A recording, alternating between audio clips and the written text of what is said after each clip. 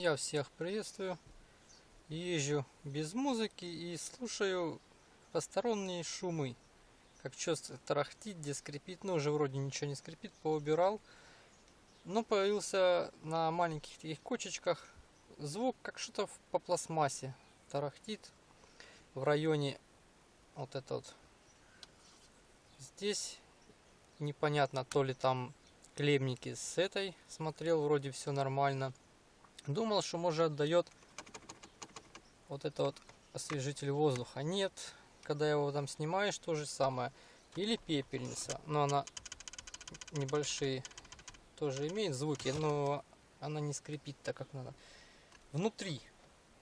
Сейчас надо разобрать и посмотреть. Может быть, отскочила лампочка подсветки и прыгает вот так вот на пластику и создает звук. Давайте разбирать. Вытаскиваем ручки. О, блин, не хотит.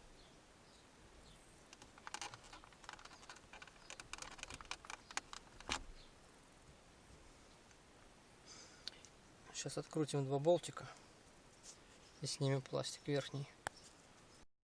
Ну, собственно, как я и говорил, вот она лампочка, и она вот так вот скачет на мелких кочках, создает звук.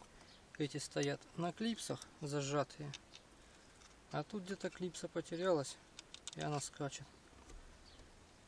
Надо ее на что-нибудь присобачить.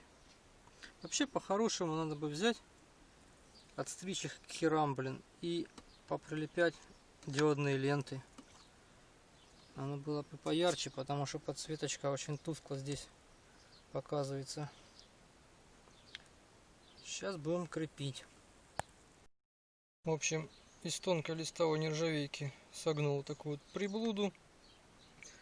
Примерно похожую, как и вот это.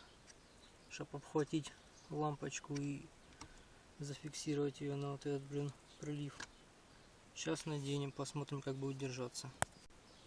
Хоть там. Надеваем. Ну вот, в принципе, уже слетать не будет так.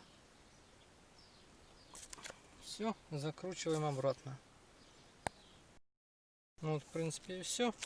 В дальнейшем, конечно, я поменяю все там на диоды, что мне не нравится, как оно светится, еле-еле.